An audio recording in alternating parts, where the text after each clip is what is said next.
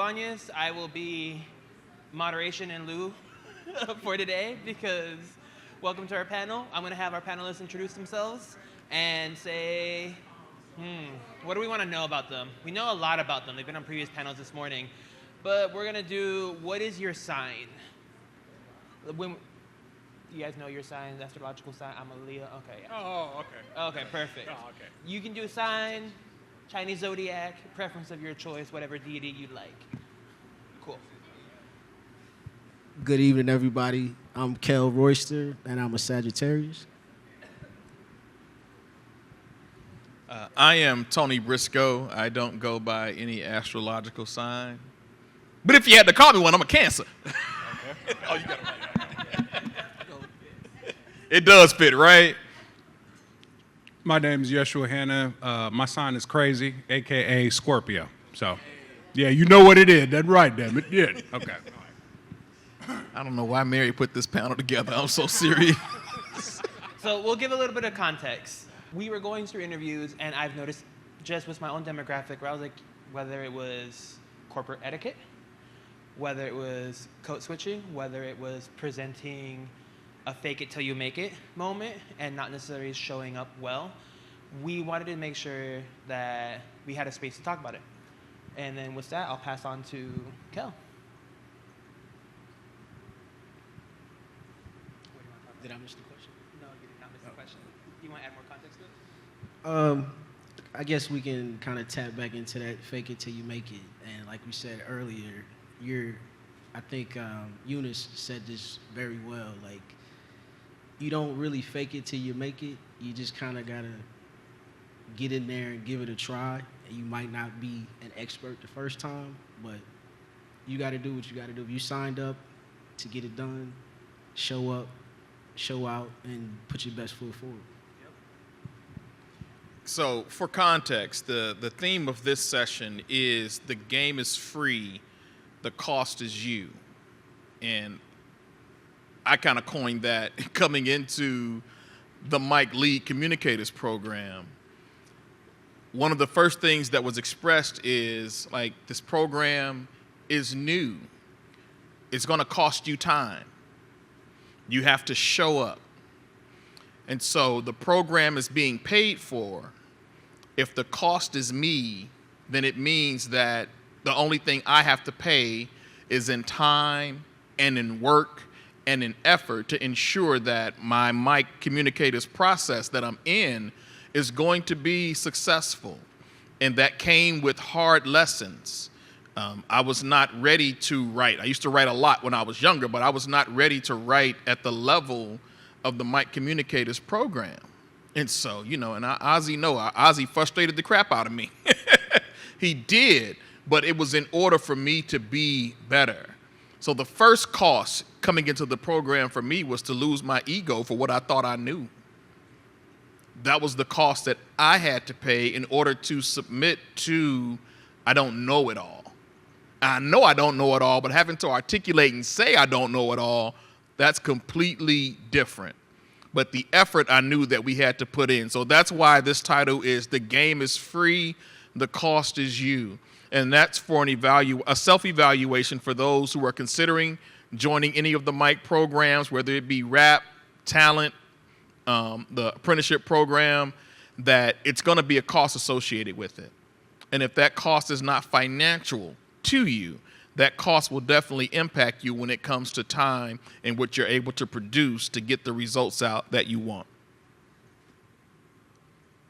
So just going through the program, going through the Builders and Communicators program, the lesson that the cost that I've necessarily become to understand is this is an investment within yourself.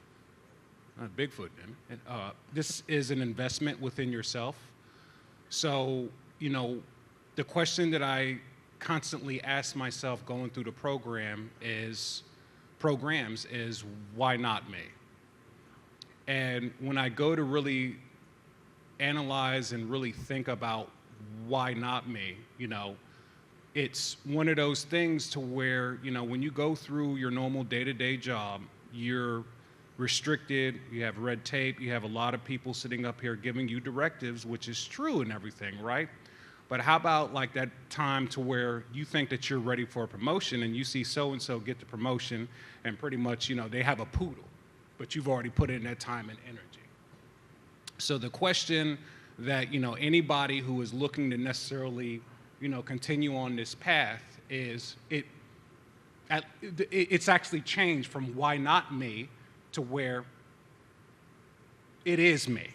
I'm here, I'm going to show up, and I'm going to show out also as well. In a good way, I'm going to put in the time, the blood, sweat, tears, equity that I need to put in order to maximize where I want to go within my cybersecurity career. So with that, we wanted to harp in on the fact that when opportunities are given to you free, what is expected of you? How have we gotten to a point where I think people who are entering cybersecurity as a hot topic issue are maybe having application applying where they're like, hey, I'm going to throw everything against the wall and then stick and not understand the commitment it takes. Most of y'all have made the first step by showing up here, coming, participating in panels, understanding and taking time to have these conversations and push forward. I'll be real, before minority in cybersecurity, I was a little bit the same where I'm like, I want to apply to everything and just see what goes. But I had that moment of like, hey, for Mike Leeds was always at 7 a.m. my time, which that was a moment. I meant waking up at 6 a.m., having coffee and breakfast before so I can participate actively and fully. There are some times where from my Mike Leeds class, I was a little bit, hey, I'm going to make a coffee real quick in the background and just put it on mute. But showing up and having those conversations, participating and actively engaging and not being passive in your career, in your life, and taking charge and pushing forward and knowing what that means for you. It means, and I just heard in the previous panel, it was like, not everybody deserves your 100%, especially if your 75% is equal to everyone's 100%. But you have to know when you're going to give your 100% and who you're trusting it to. And during these programs, I think these are moments to give that 100% and push forward on, and however you can actively participate. Yeah, I'll add to this that when it comes to, the game being free, I mean, even if you have a job, there's some components of it where opportunities present themselves, right? So cybersecurity for a lot of organizations is still being done and implemented from the bottom up and not the top down. So you have to know when you can take an opportunity and advantage of an opportunity. And so even recently in a meeting, and sometimes, I try to bounce things off Mary because when I don't, I usually get in trouble. But we had a meeting with our CISO, and they were like, well, what do you want to do? What do you want to do? What do you want to do? And I raised my hand, and I said, this is what I would like to see. I would like to see the leadership of this university take charge and stop asking and tell us what we need to do in order to secure this university. It's going to take a while to get there. I appreciate the feedback, but if you've got 35 directors telling one person everything that they think they want to do, that's 35 different views. But in the midst of that, an opportunity presented itself for me to have the opportunity to build something from the ground up. Now, if I say I know cybersecurity should start from the top down, but there's an opportunity to build from the bottom to influence how the top works, that means I'm going to have to get on the court. It means I'm going to have to make a whole lot of phone calls when it comes to building a business continuity plan from the ground up. Hey, that's not your job, Tony. Yeah, but do you know what this actually means I could do for the future? For other businesses and other organizations? So I'm not getting paid to do this. But the payment from doing it is going to be so beneficial, not just for me, but for the community. For the apprentices who come in to say, hey, now Mary can bring Tony in a year and say, hey, Tony knows how to do a business continuity plan from the ground up. And I'm sure there's a lot of you here now who are been in the game for a while, who know how to do these things. Mary knows how to do these things. But Mary's got her hands in a lot. She can't teach everything. So with this under my belt, now I can come back and give back to the community. I look at everything as a cost. It's free to come here and just listen. Trust me, the $179 Mary charges, maybe I just got an invite to a conference that was $1,500, and my job was like, yeah, we're not doing that one, bro. So coughing up $179, I'm a speaker. I didn't have to, but it's $179. I don't care. I can do this. I maintain enough of my own personal business where I know I get to do one thing every year: pay for the Mike conference, pay for my hotel out of my own pocket. And that's because of what the program has given. I want to be in a position to give back. So just to make this a little bit more narrow, when we talk about the cost is you, it is in everything you set your heart and your mind to do within life and within cybersecurity. I let all the other folks talk about cybersecurity. I talk about the life side of this thing. And what are your 2, 3, 4 year, 5-year plans? And then what are you going through on the job? But I want you to know that don't just reject everything your job gives at you that they're not going to pay you for. If you look at it from that lens, you're never going to get ahead of the game. But if they see that you have drive, intention, and purpose that you walk in, if they ask you to take something on, trust that the money will come because of who you are as a professional. Now, use discernment on that. I'm not saying take on everything. Don't get me wrong. But when an opportunity comes up, I'm 53, right? I woke up at 45 to life, and I'm being serious. How much time you think I got to make some things happen for my family? So I have to take advantage of every opportunity. So when Mike stepped on the scene, I don't care what was on my schedule. I canceled every Saturday event that I had. I told the church, y'all ain't going to see me on them Saturdays. We got brotherhood meet. You're not going to see me. I'm invisible. You will not see me. I got a mission. I had to cough something up, but I gained so much more from it. Every relationship, every hard conversation with my mentee, Nalini, with Mary Cheney, me and Kels talk. Like we speak. We have life outside of this. And some of that cost is admitting where we are weak in those areas and how those areas can be built up. Everything has a cost associated with it. I'm glad you used that example. You know, I look at this also as well as far as you explaining the cost, and I look at this as if you're just looking at it from a monetary standpoint as far as money, you're going to be stuck right where you're at, having the same skill. And, you know, I look at cybersecurity in any job as it's a sport. It's a sport and it's a way of life. You're always going to be learning. You're always going to be, you know, you should be always striving to learn, always be striving to evolve and get better at your craft and get skilled at your craft. And they say they say that cybersecurity is overworked and, yeah, not a lot of staff and overworked. And that is more than enough opportunity for me, for you, for everybody in this room to sit up here and level up and scale up. And we have in my opinion, we have one of the better programs that we have for here as far as us being minorities. To where we can all support one another, grow, level up, and be better for it. No matter what path that you're going down in cybersecurity, whether you want to be an entrepreneur, whether you are working for a bigger corporation, or whatever shoe that you're looking at it from or lens that you're looking at it from, this fits that.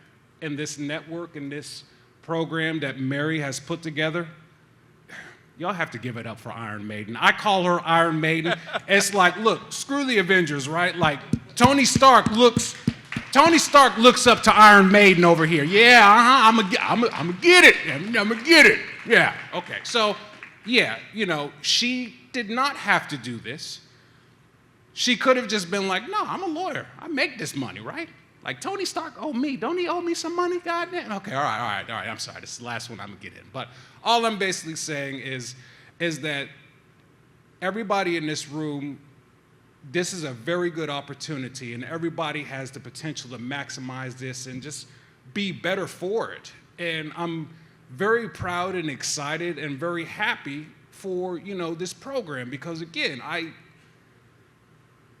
it has helped me evolved in the past 2 years to where it's like, wait, what the hell? I'm doing this over here? Like, how I get over there? Uber? No, never mind. Okay, but yeah, it's you'll have a phenomenal opportunity. You really do. And I look to actually just do my best and actually just help as much as I can, because again, it's Tony, you say that you woke up to life at 45, right? There are so much more things that mean more than just money. Yeah, money does help, but it doesn't fix everything. If you really think about it, right, you'll never have enough to pay your bills. Just being real here, right? But at the same time, you're always going to sit up here and you're going to want to find something of meaning and value as far as what you're putting your time and energy to. The game is free. The cost is you. And I remember those Saturdays too, a whole year, because I did the Builders and the Communicators program. And I never would have thought that I would be the person I am now. You know what I mean? A lot more calmer. I think a lot more. I make sure I read things thoroughly. There's a level of excellence that I bring when I operate. Not to say I didn't do it before, but just like you said, this program, Yep. People like Mary checking in, like going through the layoff last year, like, becoming a grandfather. It's just certain things that you don't always know the answer to. And yeah, mama give you good advice, but mama give you advice that works for mama. Sometimes you need advice of working professionals with the wisdom that mama got, So it's just like, it's nice to be able to be wrong and be corrected in a way that helps me grow, professionally and personally. And honestly, like, a lot of us, dealing with Mary and seeing how great of a person she is, I see we all work out, we all try to eat healthy, and just that whole life wellness part to it, And like Mary says, she's had stressful situations and jobs and stuff like that. I'm pretty sure we all can relate. We just not all confident enough to talk about it. And sometimes we sweep it under the rug, but when somebody open it up, be like, yeah, me too. You know what I'm saying? So it's just like, it's nice to be human. It's nice to be wrong. And it's nice to grow into your full potential. And that's what Mike is here for. I want to piggyback off of something Alejandro talked about, and part of the reason for this panel. When we talk about men who had applied for the program, we really saw a distinction between the women who were applying and the men who were applying. And this is just our experience, and so I'm not blanketing any generalization. I'm just talking about for the interviews. Not a lot of preparation went into the interview process for them. Some of them were not clear. First of all, and I saved this question kind of third down the line is, hey, what do you know about minorities in cybersecurity? Yep. At least know Mary's name. But to know nothing, I mean, there were people, there were literally the interviews, they knew nothing about it. Well, it's for minorities, right? And I'm like, well, that's kind of a giveaway in the title. Can you give me a little bit something more than that? And the men who had applied, they had really struggled trying to articulate what minorities in security was about, who minorities in security were helping. And those were the biggest components for me. I don't care about resumes, don't impress me, certs don't impress me, degrees don't impress me. They just don't. They never have. I got my degree at age 47, so I've never used that as a bar for anything when it comes to people that I've been able to hire people with no degrees in IT, because that's how I came in. I changed my entire company's policy on degrees when it came to hiring for IT. You can do that for all your teachers, You can do that for all your administrative folks, but for IT, this is not acceptable for me. And so, but not having those skills. So when you're sharing the mic program to others, I'm not asking you to give them the keys to the kingdom, but let them know they should be well prepared for that interview process. Showing up in a tank top or a t-shirt is unacceptable. This is an interview process. And if somebody's coming to the table to put you in an apprenticeship program, the minimal cost is $150 a month just to get you access to whatever portal. That's the minimal cost. The time, the commitment, the instructors, the board of directors, the connections, the sponsorship, these folks want to see data and results at the end of the day. So you have to explain to them like, hey, look, my name is on you. Pay attention to this program. Join a couple of the Aspire. Some of them had never participated in any of the sessions that were online. And it's a lot of them a month for you to be able to get accustomed with. And so I just wanted to speak to, when we talk about how to prepare them just to be ready. Treat it like you're going on an interview. And that's not to say that some of the ladies didn't do the same, but even those who came on, maybe not dressed professionally, they knew all about my mic program, so I couldn't even rate them low because I'm like, well, they may not have dressed to impress, but man, if they don't know the ins and outs of the Mike Talent Rap program, they knew a lot more. And so I just think with men, because we're doers, when you're working with them and talking about the program, move them out of the just being a doer part. Because when you just do something, you just sign up for it because it's available and you ain't got nothing better to do. But when you enroll them in an opportunity to say, hey, the minorities in cybersecurity has a couple of programs out there. Mike Rap is one of them. If you're already inside of a leadership role within cybersecurity, this is the Mike Leaders program. So you've got builders, you've got rap, you've got the leadership courses. Enroll them in the process of what it's like to be a part of something, not doing something. The skills are so bringing this around, how do we apply it to ourselves, the folks who are here in the room? I think it's an interesting scenario. There's a lot out there that is free. You're always allowed to connect, communicate, and network out. One of the biggest examples I give people is that they're like, I want to switch to cybersecurity, but I can't afford XYZ cert. I can't do A, B, and C. There's just so much cost. I'm like, the local library. First things first. I cannot tell you how many local libraries are out there sponsoring Sec Plus, Security Plus. Sorry for the vibration and noise. One of the things I do in the Mike Rap interviews, I ask a bonus question. For any of those I've interviewed you, I've asked, what's the skill you've taken time to develop and learn outside of security? It can be, I had one candidate say, I bought a pet turtle and knew nothing about aquatic life, but I learned, researched, developed, and created a plan on how to sustain a turtle. And I was like, cool, can you apply that to Cyberry or something else? And be like, whatever you're interested in, can you plan, research, learn, and develop a plan for it? And they're like, yeah, I think I can do that. And I'm like, congrats. I now feel comfortable putting you in front of Mary. Because if you can't do those 4 things, I would be like, bless your heart, but we will talk about that one later. How do you all feel? What should people in this room take away from some of the learnings that we've gone through in the last year? Other than, please help out and interview some of these candidates. Mary has the QR code. And we will have Ralph email you. And from there. Be consistent. Stay on course. Take this seriously. This is something to where it'll change your life for the better. But you got to put in the time and the energy.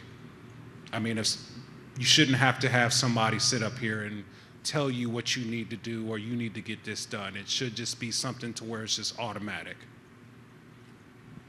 And if you do need somebody to tell you that you need to get this done, that's what the program, it's a builder. We build here. We don't tear down, we build. If you need that type of motivation, partner with somebody who can say, hey, I'm weak in this area. I'm going to need you to hold me accountable if I don't show up on a Saturday. It's only once a month for those in the rap program, I believe. But it's like, hey, I need some, hey, what are you struggling with? Hey, this assignment was due 3 weeks ago and I'm still behind. Like, can you help me out? Like, if you need somebody to come alongside of you, then find someone to come alongside of you. That's what the program is all about. If we wanted you to be by yourself, we would have told you to go sign up for a college course and call it the day. No. We're here. I'm good. Oh, okay. Y'all didn't hear me say that. We're here to see you win. Because when you win, we win as a community. That's the importance of diversity. I can't think of the gentleman who said it earlier, but he's like, hey, I came from the islands. So where I came from, we owned everything.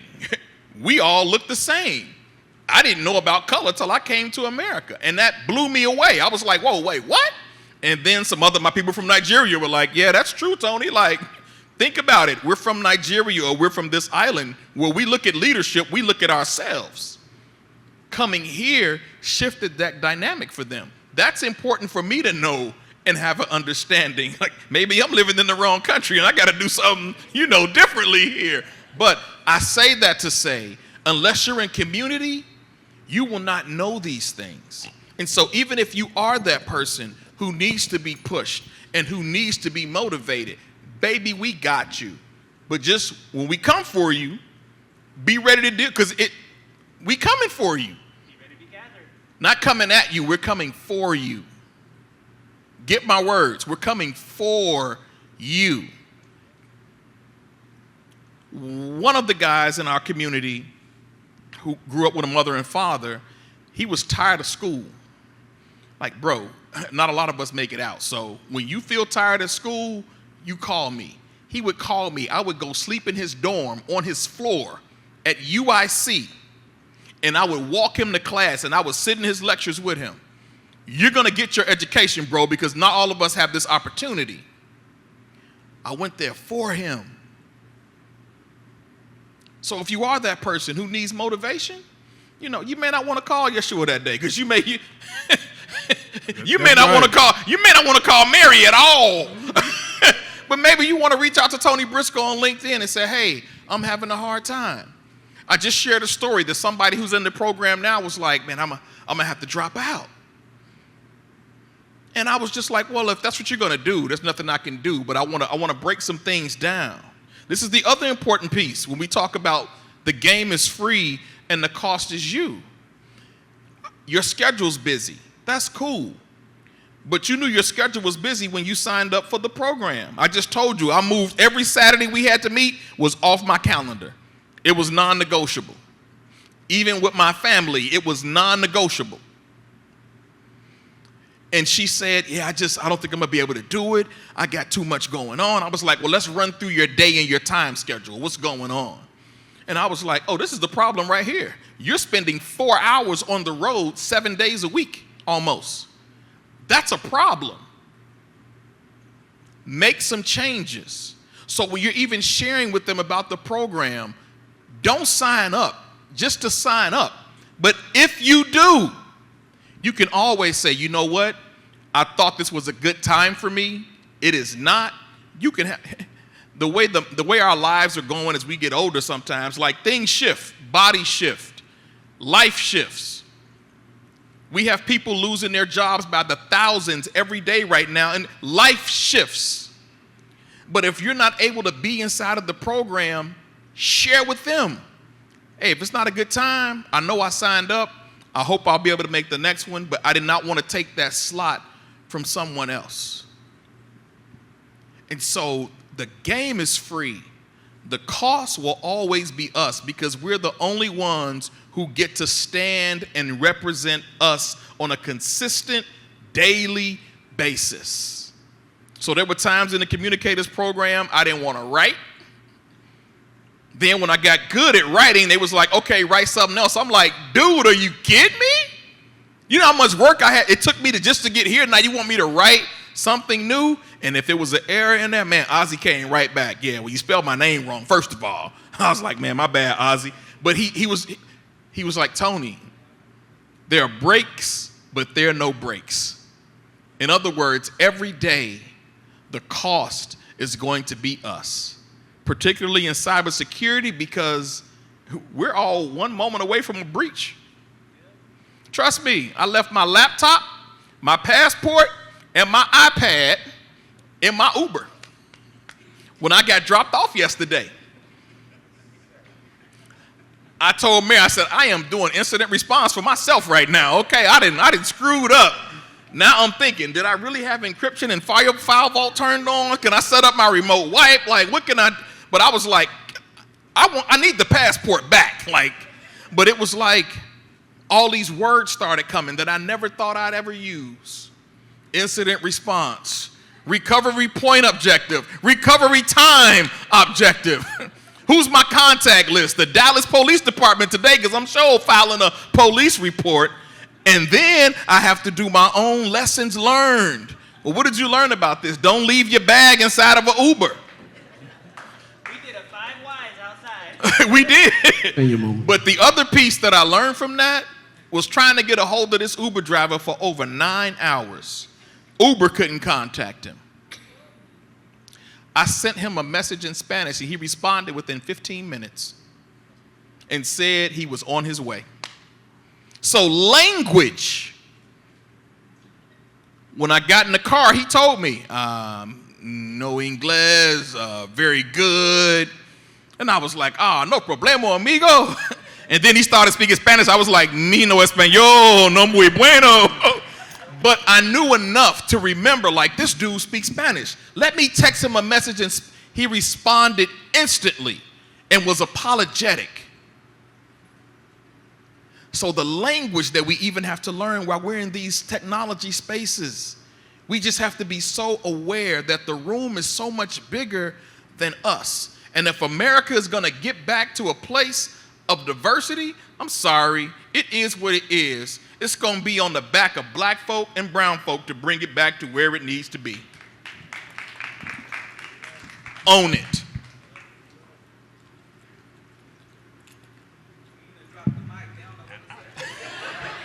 slow clap, but I don't know. But yeah, going back to what you were saying, motivating people and pushing everyone to be better, each one teach one. That's just a start. But another thing I always say, we can't want it more than you, because this is the life that you want. This is the career that you want to support your lifestyle. So how important is it to you? No different in anything you're trying to learn. Just like that turtle you was talking about. So like when something is that important to you, you take the time out of your busy schedule and try to make it work. Life does happen, and you may not be able to do the things that you set yourself out to, but set goals for yourself, whether they be small goals or 5-year goals, whatever, and get it done. And that's just what it is. Every day, some days you don't want to do it. Some days you might cram and get it all done just to get it done, but it has to be done. And cyber information security, it's a dynamic environment. So what you learn today, 9 times out of 10 is not going to be the same thing next year, you know? And you're going to constantly have to keep training yourself in whatever you're trying to be good at. And that's just what it is.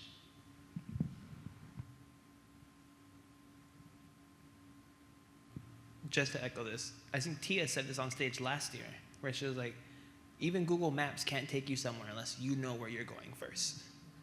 And that stayed in my ear all year, where I was like, that's good.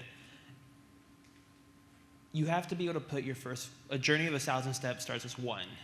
And you have to be able to know, like, take that 1 step first, and you'll figure it out along the way. But you have to be like, you know what?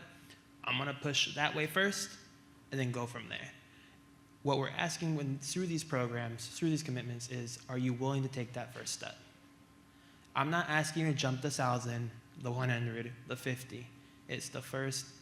Can you put that first step forward by showing up on Saturdays, waking up early, doing a cyber assignment, watching a video for 15 minutes, and going from there? And I think that's the biggest thing that we were trying to harp on first of like, just take the step. Like, look me in my eyes and take the step. And how, mind you, I think most of the apprentices know this, we get 15 minutes with you to make that judgment call. Sometimes it's me, 25, maybe 30, but like 15 minutes to be like, are you gonna be successful? Can you commit? Are you gonna understand? And the way I gauge it, at least my moral thing is, can I gauge that you're gonna show up and commit? And I harp on it hard. I'm transparent.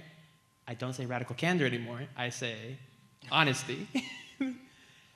I'm like, I'll be honest with you, it's not easy. Nothing good in this life is ever easy. Well, other than cookies. But nothing like worth doing is gonna be easy the first time. You're gonna have to level up for it to become easier. And then by that time, you'll find your next challenge. So the goal is gonna be, in those 15 minutes, can we say, I'm willing to try, I'm gonna give it my best, and I'm gonna try my best not to disappoint Mary in this process, and go from there.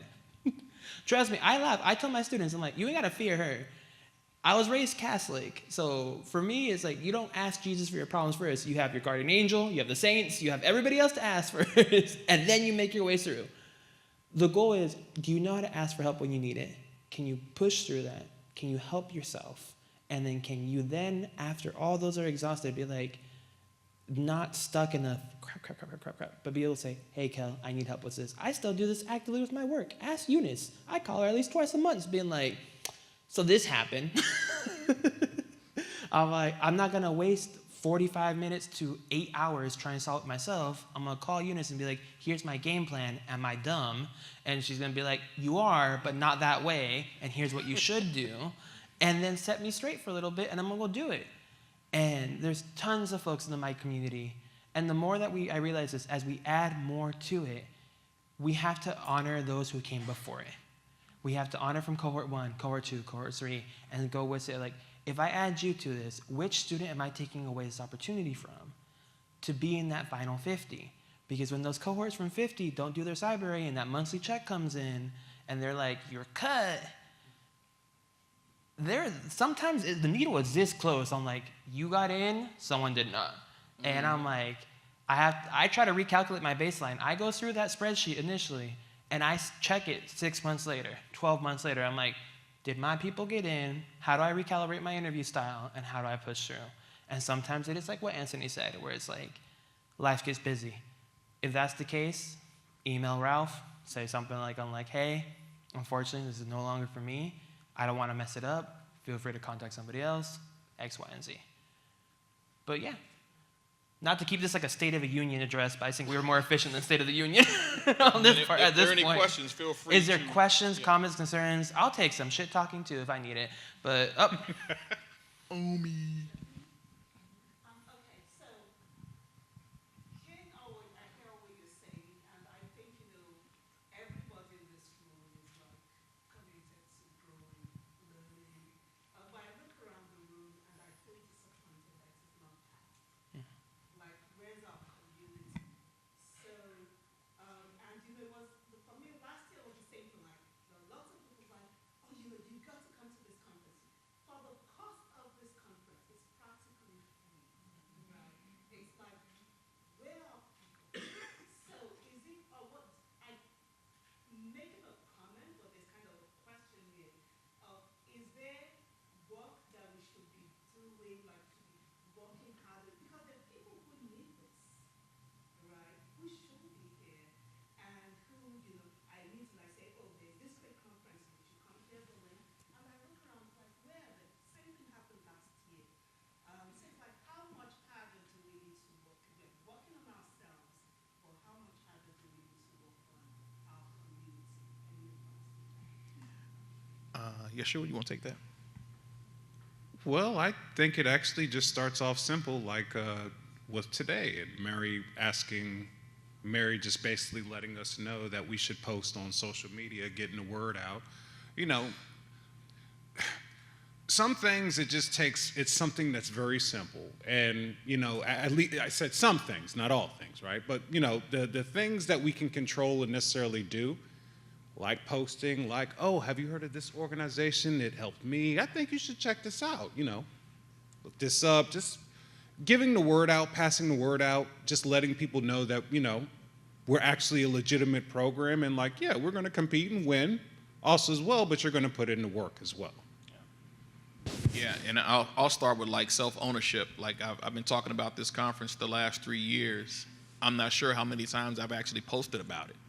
And that's just being straight up real and honest. I know I did post about it because some people reached out to me about the conference, but there's an intentionality, right? There's a intentionality that we need to have in talking about the program. One of the issues is that when you see the word minority, some people shy away from that. They do. We're the voice that has to get them to push beyond so they can understand what that means. Minority just means we're a movement of people in a collective that are doing great things for other minorities in this space with no discrimination about their color, their race, their religion, or their gender. We are the melting pot of America. That's what minorities in cybersecurity is for me. And so I think just taking one ownership, I didn't share it enough. I have my own podcast. I got like 8 subscribers, but I mean, still, I don't think I shared it with them in that community.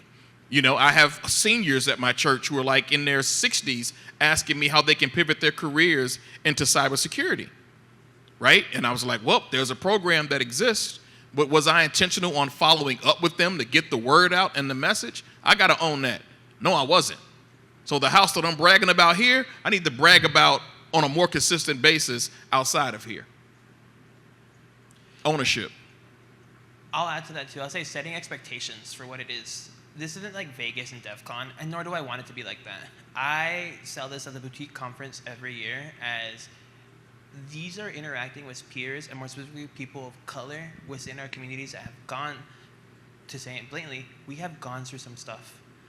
I learn every time I walk away from this conference, I walk away with many things. There's other conferences where I'm like, I'll walk away with one thing, I'm like, that's worth it. The Mike conference, I always walk away with like, damn, I learned more about people. I learned more on people I can lean on. And 2, I've learned about resiliency in different ways. And not that we have to fall into the trope of we always have to be resilient and stuff like that. Last year I learned about fashion choices with how I dress in corporate America. This year I've learned about setting better boundaries and understanding like corporate speak more. It's selling as like, hey, this is a good time, 150 people max. You're gonna eat with communion. You're gonna have some communion. You're gonna sit down, enjoy, and pretty much like go through the motions of it. You don't have to stay for the full thing. I recommend you do though.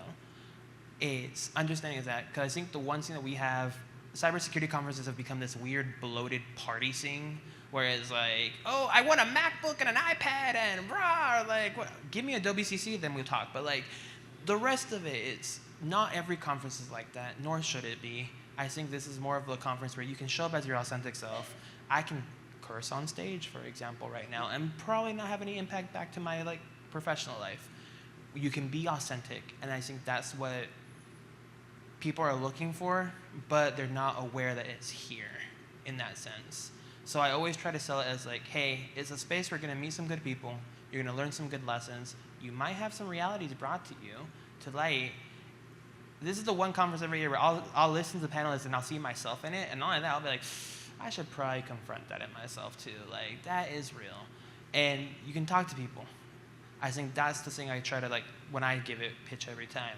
And there's some people who may want something different, and I'll say like, yeah, that may not be this. So like, if you want a more technical conference, go to a technical conference. This is, Mary set expectations very clear in the type of organization we are and building it that way. And I'll pass off to Cal. I agree with Tone. I think I could definitely do a better job personally of marketing more. I'm definitely going to do that before I leave. But again, like you said, it's not for everybody, honestly. Yeah. It's a certain level or a certain type that, like you said, you vet through the people that are coming in, and that can be challenging. It can be challenging to market excellence to that level because everybody doesn't think that way. So, yeah, like you said, there are more technical conferences, but like I don't get the same feeling. Like, you get to talk to people, get hugged. D crazy tell Mary gonna get you straight. You know, I can't even say the last name right, but the marketing team, Jacoby's, Jacobucci's, they cool. You know, like everybody. It's just a different feel. So depending on what you go to a conference, what you're looking for, but this is different. You know, and I think that it's nice that it stays small and intimate. So. Can I piggyback off that? Because, one, Tony, you're absolutely right. I can do better on social media as well. I usually like to stay hidden. I'm not even going to lie. I hate it. But I can do a much better job as far as just promoting minorities in cybersecurity. That, and then also as well, I wanted to touch on like the name as well, as far as you had mentioned people, you know, some people may be hesitant and everything like that. If they're hesitant, this is not for them. Yeah. This is for people who actually want to get better, who have, you know, the courage to look themselves in the eye and is like, I can do better. I can do better and I will do better. And, you know, that's what it's going to take, and especially in this tougher time. Don't curse, stop. Yeah, okay, I'm okay, all right, we moving past, but this is for the people who truly want to get better and who actually want to bring others along so that we can impact and just make a change for the better. You put the 4 guys who want to cuss their ass off right now on stage and record. Not Rev. Man, I'm trying my alter ego trying to, yeah. Any more questions out there from the audience? I can make a comment to Omi's comment. And the only thing I really want to say is, yes, everybody in the room can do better, but it's a majority of our individual folks that are in the profession that are in governmental spaces. And the feedback that I received was a fear that, again, approvals for travel weren't getting made, and, you know, individuals weren't able, even at 179, to, you know, make that change. Now, we have a financial planning workshop, because I can guarantee you, even when I was 20-something, I had $179 in some travel money. However, that's a different story, right? Some people aren't willing to be in the room on their own dime. And as you guys pointed out, they're probably not for us either, because this is for individuals that are really serious about growing their leadership ability in this space. The whole reason minorities in cybersecurity exists is because I was often the only one in the room, right? And so let's pull everybody up. And so those people that are dedicated to learning more, to growing and testing those leadership abilities, they're for us. But we can't discount the fact that this is small and it seems different than last year and even the year before. This is the smallest one. But I'm not going to discount what's going on in this country right now as the reason why we are not at capacity.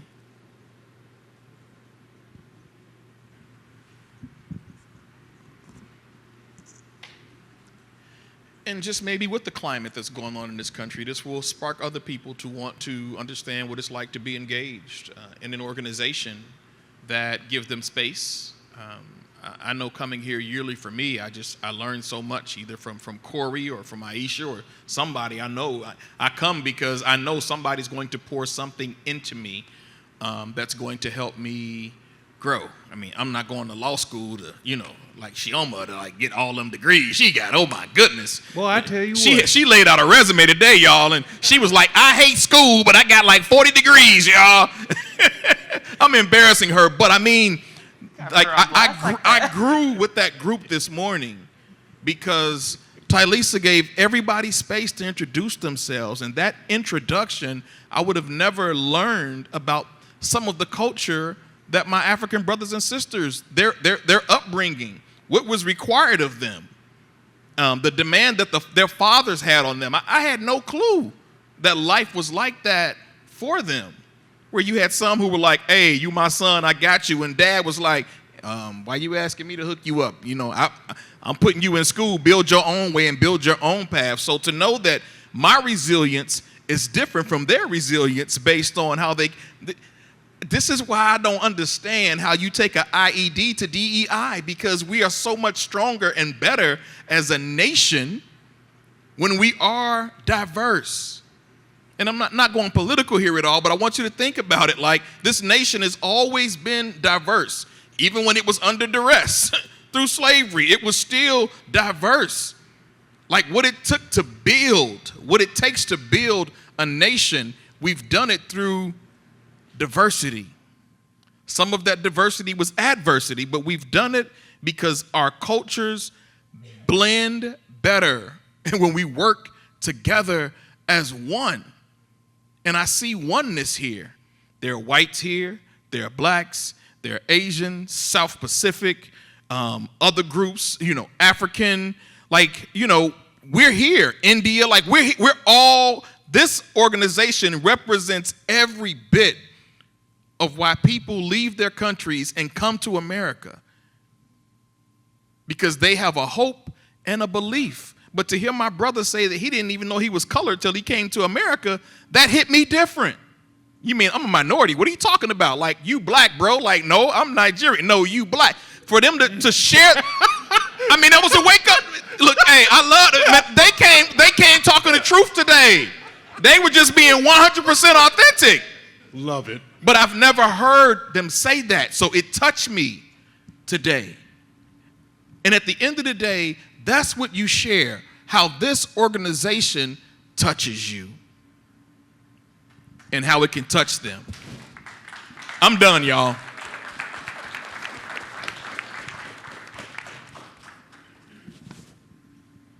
Well, if there are no more questions. That's a great way to end it, Reverend Briscoe. Offering plate out. I think All right. that wraps our panel then. Yeah, thank you all for your time and thank you all for your attention.